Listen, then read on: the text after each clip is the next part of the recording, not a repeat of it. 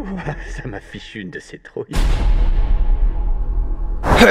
Salut beau gosse, salut belle gosse, et j'espère que vous êtes de bonne humeur, j'espère que vous êtes en forme. Pourquoi? Parce qu'aujourd'hui on va parler de Black Phone, un film qui était très attendu par la communauté horrifique, ceux qui aiment regarder des films d'horreur la nuit de façon un peu bizarroïde, celles qui aiment les films étranges, et je me permets de critiquer parce que j'en fais partie, évidemment. Et aussi stupide que cela puisse paraître, ce n'est pas simplement parce que ça lance les films d'horreur estivales, c'est bien plus que cela, puisque derrière Black Phone, il y a un réalisateur qui est quand même pas mal attendu, à savoir Scott Derrickson. Scott Derrickson, c'est un mec qui a fait quand même Sinister 1 et 2, qui a fait aussi Délivre-nous du mal, et de façon beaucoup plus populaire, qui a également fait Doctor Strange. Qu'on aime ou pas ses films, j'adore personnellement Sinister, et bien il faut dire qu'il y a une réalisation qui est quand même assez optimale, et il arrive toujours à concorder avec le genre auquel il interprète. Donc le mec, avec quelques films, il a déjà prouvé qu'il était quand même balèze, et qu'il arrivait toujours à proposer vraiment sa patte, et donc il y avait de quoi avoir des attentes pour Black Phone, qui lance en plus de cela la mode des films d'horreur pour l'été. Alors est-ce que c'est le cas? Est-ce que Black Phone est une réussite? Bon bah est-ce qu'on commencerait pas? Black Phone raconte la sordide histoire d'une banlieue du Colorado, en proie à un mystérieux tueur masqué. Nous allons suivre l'histoire d'un jeune adolescent kidnappé par cet antagoniste et isolé dans un mystérieux sous-sol. Alors que le tueur dévoile son caractère, le montrant comme instable, mélangeant sympathie et inquiétude, un mystérieux téléphone de couleur noire est attaché au mur, et il pourrait bien représenter une porte de sortie pour notre victime. Le téléphone incarne alors l'élément surnaturel du récit et va permettre à notre victime de communiquer avec les anciennes victimes du tueur pour potentiellement s'échapper. Mais alors du coup Black Phone, est-ce que c'est bien? Eh bien pour être honnête avec vous, Black Phone représente une très belle aventure horrifique qui mélange tout un tas de genres, tout un tas d'inspirations, en passant évidemment par Stephen King, donc il est d'ailleurs le principal interprète et s'inspire d'une nouvelle de King, avec également cette petite pointe surnaturelle qui survient dans le récit. Ça rappelle également, avec ce caractère un peu d'isolé soumise à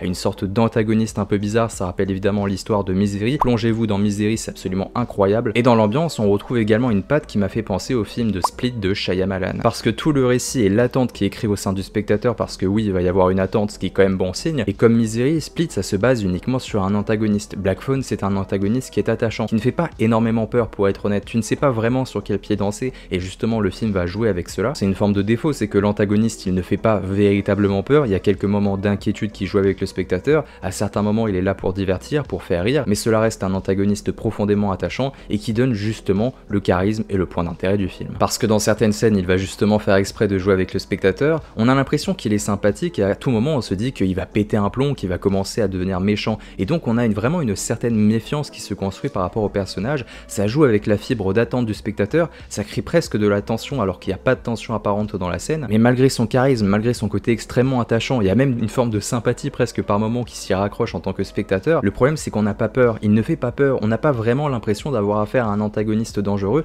parce qu'il n'y a pas une véritable scène ou quelque chose qui nous inculquerait et qui nous ferait comprendre qu'il est dangereux et qui nous procurait donc un sentiment de peur. Ça manque un peu de brutalité, de violence, un moyen qui nous ferait comprendre mais vraiment de façon brutale et qui nous imposerait une image extrêmement vivace d'un antagoniste dangereux. Ce n'est malheureusement pas le cas, mais au moins il est charismatique, donc on peut pas tout avoir, mais on aimerait bien quand même tout avoir, bordel. Et cette volonté de ne pas faire trop peur ou de ne pas proposer un antagoniste trop brutal vient du fait que, en fin de compte, l'antagoniste, oui, comme je vous l'ai dit, il est au cœur du récit et au cœur de la particularité du film, mais il a un seul but, c'est de vous divertir en tant que spectateur. Et ça, c'est un point essentiel pour comprendre la façon dont Black Phone doit vous être présenté, et quand vous allez voir le film, c'est qu'on a affaire à un film qui veut s'adresser au plus grand nombre, qui veut être proche du divertissement, aux dépens de l'horreur malheureusement. Ce qui signifie que le traitement de l'horreur en prend un sacré coup. Vous n'allez pas voir un film qui fait peur, mais un film jouant parfaitement avec vous par le biais de la tension et d'un sentiment de stress. Plus qu'un simple film d'horreur, le film cherche à construire une œuvre accessible procurant un sentiment d'aventure. Black Phone est vraiment construit comme une aventure au-delà d'être un film d'horreur, c'est vraiment construit comme une aventure avec une petite teinte horrifique, mais qui arrive à être charismatique et à se rendre attachante. C'est pas grave si le film te fait pas peur, du moment qu'il arrive à rendre son histoire attachante. Ça commence justement avec cet élément surnaturel du récit, avec le téléphone, avec la voix des morts, avec la voix des victimes,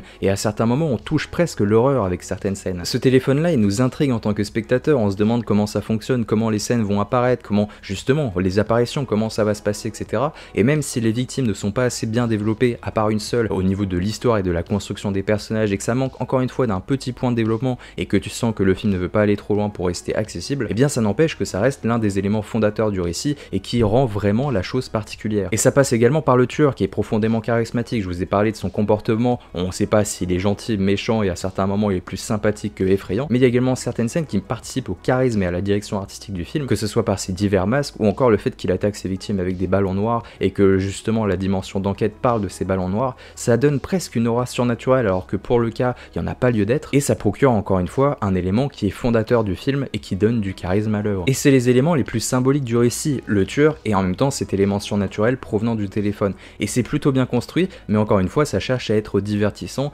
alors que c'est sur ces deux axes qu'il y avait de la profondeur, de l'horreur à développer, mais malheureusement il ne veut pas aller plus loin, il ne veut pas aller dans le sordide, l'horreur, le côté effrayant, jusqu'à rebuter le spectateur, il veut rester une aventure accessible. Black Phone n'est donc pas l'explosion que j'aurais souhaité avoir. C'est un très bon film gérant parfaitement son intrigue et réussissant le pari de construire une histoire profondément unique en son genre. J'aurais simplement adoré qu'il s'attarde beaucoup plus sur certains détails et qu'il réussisse à être beaucoup plus complexe dans sa forme. Si je prends l'exemple d'un autre long métrage de réalisateur, on peut prendre l'exemple de Sinister. Sinister, c'est vraiment le genre d'expérience qui peut s'adresser au plus grand nombre, et pourtant sur certaines scènes, on plonge dans un morbide et dans une complexité qui procure presque un élan mythologique à la saga. Je pense notamment à la scène du premier film où on voit les anciens propriétaires mourir sur le vidéoprojecteur, on prend conscience que la menace est bien présente, la scène est extrêmement morbide, on touche une complexité horrifique qui rebute le spectateur, ça donne un élan mythologique à la saga de Sinister, on a l'impression que la menace elle est là depuis des décennies, et ça se trouve elle est là depuis des siècles. Et c'est là où on touche la complexité, et j'aurais aimé qu'on ait ces rares scènes, ces quelques scènes, parce qu'il faut pas grand chose dans Black Phone pour conférer cette aura presque mythologique, du moins sur la forme, et donc j'aurais aimé que Black Phone plonge là-dedans, qu'il aille encore plus loin dans sa manière d'être présenté,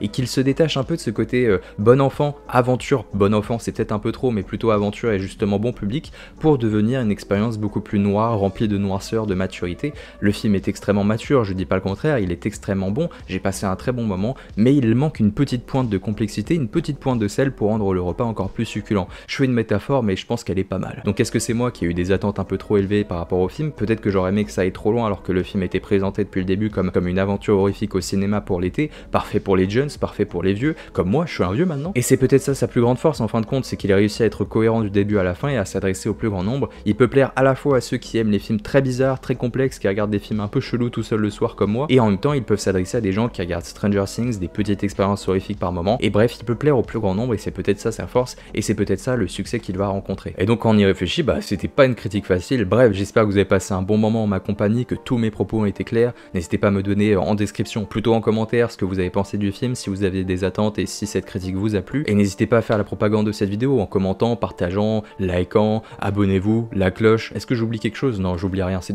déjà pas mal quand même. Et puis on se retrouve bientôt, prenez soin de vous, c'était Mère Romain, mouah, ciao bene les amis.